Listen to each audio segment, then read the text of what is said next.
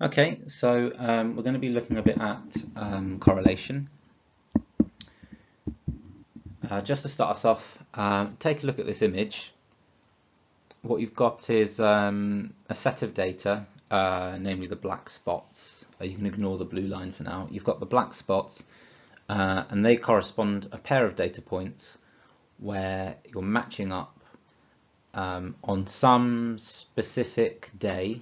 We don't know when it happened, but on some given day, what was the total amount of ice cream sold at a beach shop, and what were the number of drownings that summer. So presumably then these black dots are actually, I should say, summers, so they correspond to a year. Okay, so we're matching up ice cream sold and drownings, and then the question is, what information might you conclude from this graph? Have a think about that, and pause the video, have a think before I tell you what you might be thinking. Okay, so if you did have a think, hopefully you did. So first off, let's just give the short answer. There is a correlation. There's a correlation between these two quantities, ice cream sold at beach shop and number of drownings. There is a correlation, and that correlation is indicated here by this blue line, which shows that when you plot the points, you've effectively got what almost looks like a straight line. Not quite, but it's in that general direction. They're not completely random points in that sense. So there is a correlation. However, hopefully you can appreciate the fact that the selling of the ice cream actually isn't really related to the fact that people are drowning. There is some other underlying cause. So one of these slides will actually be titled "Correlation does not imply causation." So it's just a good example and a fairly classic example to show the distinction. You've got two quantities here which are correlated, but that doesn't necessarily mean that one is causing the other. The selling of ice cream does not increase drownings. The increased number of drownings does not in any way change the population's appetite for ice cream. Okay, so this is what we're going to be looking at, is correlation. The idea that one variable might be connected in some way to another, not necessarily causing it. There's a connection, and how do we quantify this? How do we describe it, and that sort of thing. And to just finish up on this point, the reason why there might be a correlation, there is still potentially a reason. It's just not a causal reason. It's not that one causes the other. In this case, a common argument might simply be, when it's hot, people are more likely to go swimming. If people go swimming, they're more likely to drown. You can't drown if you're not swimming, at least at a beach. And when it's not hot, you're less likely to buy ice cream. So you've kind of got a chain of variables which causes this correlation, but it's not a direct consequence of one causing the other. Okay, so that's what we're going to be looking at, correlation. So along with that comes a few bits of terminology. So let's just make these clear. Bivariate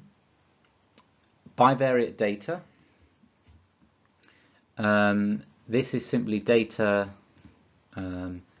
made up of pairs of data points. That is to say, something that you can plot on an XY graph. Okay, the key being it's essentially bivariate is telling you bi meaning two, variate in this case variables. So you can almost just think of it as bivariate means two variables. Okay, it's data where you're comparing two variables. And then of those two variables, and this should hopefully be a refresher. I feel like this is the kind of thing you cover a lot in physics and chemistry and all that sort of thing. Any subject where you're doing lots of graphing, but just a bit of a review. Those two variables, one will be the dependent one, one will usually be the independent one. And independent and dependent are sometimes referred to as response or explanatory. Now, you sometimes think of it as one is causing the other. That may not necessarily be the case. For now, I'm just going to oversimplify perhaps a little bit and say the independent variable is simply always what you put on the x-axis, and the dependent variable is what you're going to be plotting on the y-axis. And how you choose to plot those may depend on your thoughts about how one may influence the other, if in fact they do. If they don't, then perhaps there may not be any particular reason why you put one on the X or one on the Y. So this is how I think we'll remember it for now. Independent on X, dependent on Y. And then correlation is, I suppose you could say, it's a pattern. I'm going to define it a little bit vaguely here. It's a pattern that how would we define this nicely? Let me have a think. Okay, I'm gonna use a few almost synonyms, I suppose. It's a pattern / relationship / connection between two variables. That still seems a little bit vague. Fortunately, we are going to be a little bit less vague, because I'm going to tell you now that we're going to focus on a specific type of correlation, because there are many types of correlation, but there's one in particular that we tend to refer to by default, and that is linear correlation. So that's what we're going to be looking at today, and to be honest, in most of this chapter. So correlation is just a pattern, a relationship between two variables. It doesn't have to be a line, but for now that's what we're going to be looking at, linear correlation. You saw in the previous slide, that was an example of linear correlation. You had that blue line, which indicated that yes, in fact, these data points do seem to make a line. Therefore, they are, in some sense, linearly correlated. Cool. So again, something you should hopefully have seen before, but if not, let's just double check. You've got various types of correlation. I feel like the obvious cases people tend to know quite well, and then the edge cases, there's sometimes a little bit of confusion. So let's just look at the sort of most basic cases for now. And they are, so these here are XY plots. Okay, and I'm just going to do 3 different examples, say. So here are my data points. I'm going to kind of put a bunch of points on a graph, and you can see that these are approximately a line, and this we're going to say is correlation, and we're going to say it's positive, and it's positive because of the line having a positive gradient. Okay, that's how we decide if it's positive. The straight line has a positive gradient, or at least the line that the data points appear to be sort of not measuring themselves, the line that they seem to be forming, and we're not being that precise at the moment, we're saying these data points roughly make a line, but that rough line appears to be positive. In the other direction, hopefully then it should be quite obvious. This is negative. And then if there's no correlation at all, that's what happens when you don't seem to be getting a line, not even a little bit. So the classic example of this is, say, a big cloud of points. Okay, and again, there are many other examples, we'll look at them in a moment, but these are sort of the typical ones. So this is no correlation. Okay, so you've kind of got 3 options there: positive, negative, or none. And in addition to that, we tend to attach a degree of strength, either weak or strong, to each of these. So if it's really close to being a line, we call it strongly correlated. And if it's close to being a line but not quite, then we use the word weakly. And again, we're leaving it a bit vague at this point. We're not being very mathematical. But an example, let's do a couple examples down here, just to distinguish what I mean by this. And you just have to get used to kind of doing it by eye. You will get a bit into the mathematics later. So this sort of cloud that I've just drawn, let's say like that. Okay, if you compare that to this cloud, let's say I do the same number of points. Okay, both of them are kind of making a positive line, but this one is the strongly correlated one. I'll say strongly positive, and this one here is weaker. We'll say it's weakly positive. Okay, because that cluster of data, it is a line, or it's not. It's not that it is a line. It looks like it could be forming a line, but in a quite a loose way. Okay, so if it's really tight to the line, we call it strong, and if it's quite loose from the line, we call it weak. Okay, so that's it. That's the key terminology, and from that we should be able to then identify the correlation of a few other shapes. I think that might be what I want to look at next.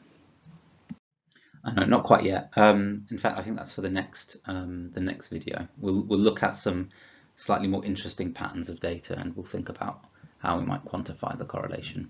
So for now, we'll just stick with the keywords: positive, negative, weakly, strongly.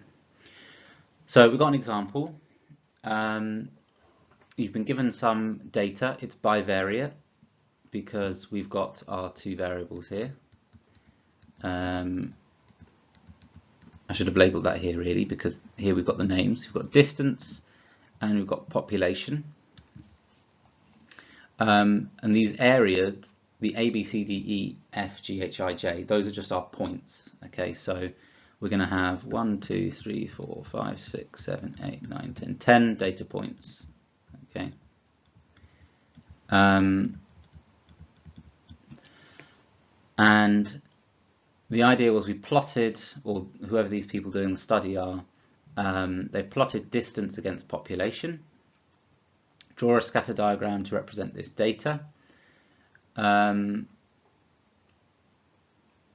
If you were going to draw this scatter diagram, I don't think we actually need to draw it, because that's a little bit long-winded, isn't it, having to draw 10 data points, and you don't really learn that much just from plotting points.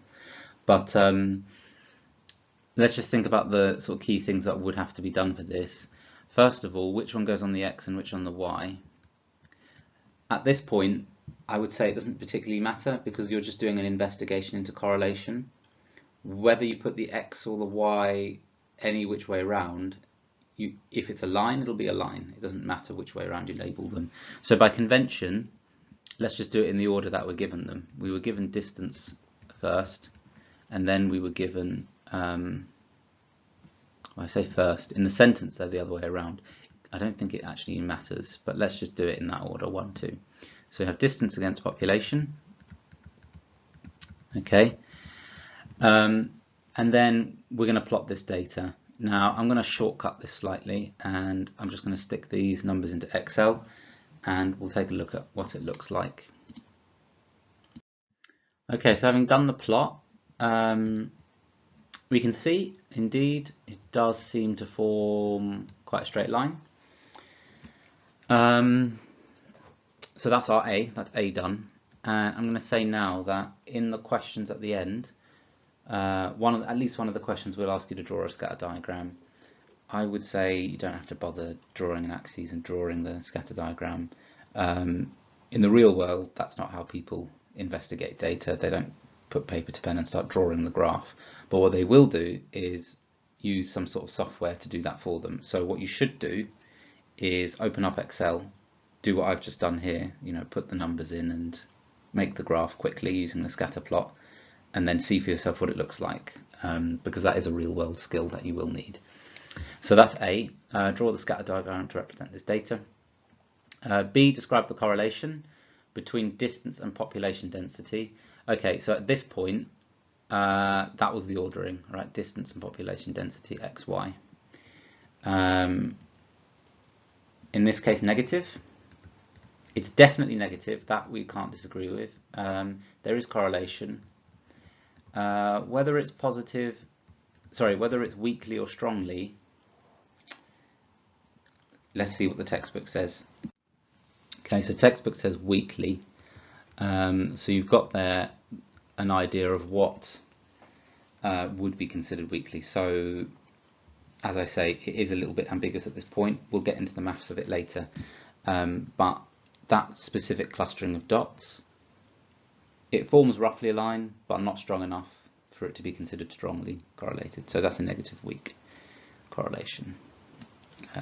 Negatively weakly